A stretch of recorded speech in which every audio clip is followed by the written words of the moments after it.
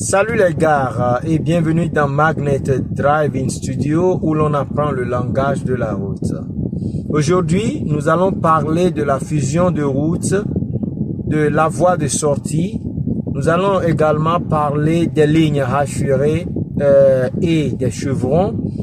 Ensuite, nous allons parler des rétroviseurs et des angles morts. Ok, donc voilà ce que nous allons développer. Alors, les réseaux routiers s'accroissent massivement avec le développement de nouvelles villes.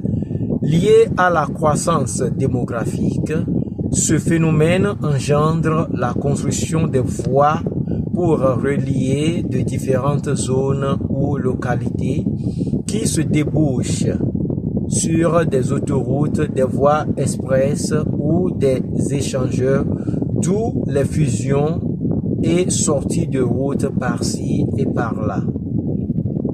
Alors, qu'est-ce qu'une fusion de route? On parle de fusion lorsqu'une route secondaire se relie à une route primaire, autoroute ou toute autre grande voie à caractère prioritaire pour en faire une. On peut retrouver les fusions de routes sur toutes routes, voies express, autoroutes ou échangeurs, reliant plusieurs localités entre elles. Et qu'est-ce qu'une voie de sortie?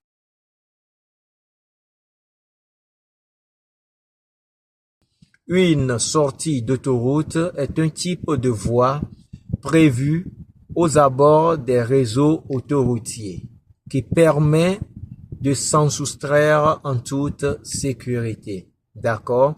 Donc, les voies de sortie,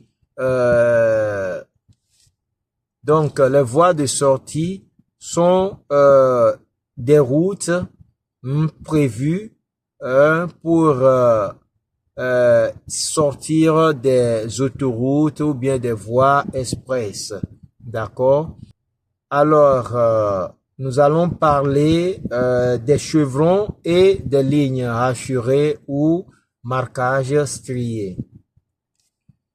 Les marquages au sol existent sous forme de hachures et de chevrons blancs.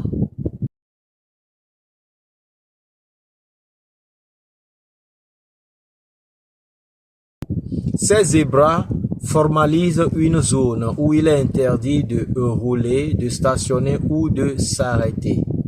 Elles apparaissent à l'entrée d'une bifurcation et d'une sortie d'autoroute. Les lignes hachurées ou diagonales sont utilisées lorsqu'il est clairement indiqué que les surfaces ne sont pas traversables dans la circulation routière. D'accord? Ce sont des lignes continues qui sont appliquées selon certains motifs et un certain angle pour créer une zone hachurée. Alors, à la fusion de route ou à la voie de sortie apparaissent à leur point de rencontre ou de séparation des lignes hachurées qui se rencontrent également pour former des chevrons décroissants dans le premier cas et des chevrons croissants dans le second. L'astuce qu'il faut noter ici est que plus les chevrons décroissent, plus l'on s'approche du danger. Collision avec un autre véhicule d'un côté et de l'autre côté, plus les chevrons agrandissent, plus le danger devient grand. Collision avec un musoir. Ok? Dans certains cas plus particulièrement, après avoir bifurqué, les usagers tombent sur une autre voie de circulation présentant toujours des dangers. Il est donc important de suivre et de respecter les signalisations verticales et horizontales pour éviter des accidents juste à la fusion ou à la sortie de route et toujours avoir à l'esprit qu'il est interdit de circuler sur les lignes hachurées ou les zébras. Ok? Donc les gars, c'est très important à noter. Hein? Surtout, éviter de conduire ou bien de franchir les lignes assurées. Ça vous protège contre des collisions ou bien des accidents de la route. Maintenant, parlons des rétroviseurs. Les rétroviseurs sont un dispositif très important dans la conduite de véhicules. Ils permettent au conducteur de surveiller les flancs de son véhicule et d'avoir les yeux sur les véhicules autour de lui. Pourtant, malgré leur grande importance dans la conduite, les rétroviseurs restent insuffisants car il y a toujours des endroits invisibles lorsqu'on est au volant et à l'approche des chevrons. Ok, d'où le concept des angles morts.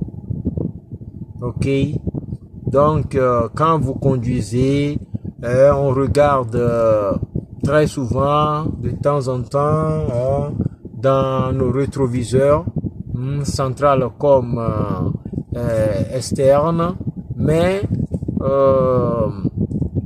il y a toujours des insuffisances. Il y a toujours des insuffisances car les rétroviseurs ne couvrent pas les angles morts. D'accord? Nous allons maintenant parler de l'angle mort.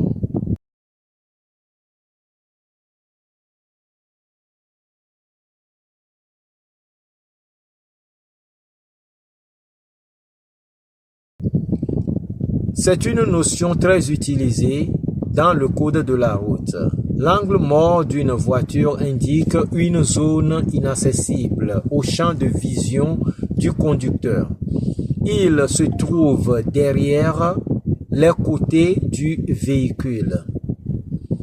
Il n'est pas visible à l'aide des rétroviseurs intérieurs et extérieurs ni par un simple mouvement des yeux sur le côté.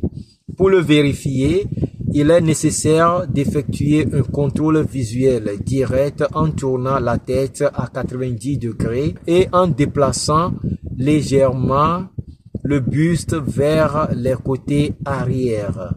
D'accord? Donc, le concept d'angle mort est très important à noter car sans faire ces mouvements de tête ou bien sans déplacer son buste pour bien tourner sa tête et vérifier ses angles morts, il est très dangereux. Il est très dangereux d'effectuer des manœuvres, surtout quand on veut changer de ligne, quand on veut changer de couloir.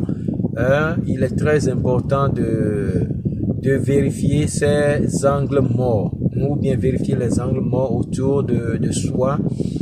Quand on s'approche des chevrons où la route fait fusion avec une autre route, surtout fait fusion avec une route à caractère prioritaire, il faut faire très attention. Il faut vérifier comment on dit ces angles morts avant de s'introduire dans une autre route. De la même façon, de la même manière, quand vous sortez d'une grande voie, il faut faire aussi attention car il y a certaines sorties de voies qui se débouchent sur d'autres routes. Donc il est très important de vérifier ces angles morts en conduite. C'est très crucial, d'accord? Donc les gars, voici ce que nous avons à se partager aujourd'hui. Et vous qui êtes ici, pour la première fois, nous sommes Magnet Driving Studio. Donc, soyez les bienvenus. Ici, vous allez apprendre le langage de la route. Vous allez comprendre beaucoup de choses et améliorer votre qualité de conduite. D'accord? Donc, n'hésitez pas à vous abonner, aimer et partager nos contenus, surtout à vos proches, à vos amis, pour qu'ils puissent aussi apprendre quelque chose qui va les aider énormément. Ok? Et ceux-là qui se préparent pour des examens de conduite en vue d'obtenir leur permis de conduire aussi, vous êtes les bienvenus. Il y a de petites astuces que nous partageons qui ne sont pas nécessairement enseignées dans les auto-écoles, d'accord? Ce sont des choses que nous avions découvert, hein? Ce sont des choses que nous avions découvert par nous-mêmes à travers nos expériences sur de différentes routes dans les pays francophones comme dans les pays anglophones et arabophones. Donc il y a tout un tas, il y a beaucoup de choses que nous partageons avec vous. Donc, sur ce, je vous dis merci et à la prochaine.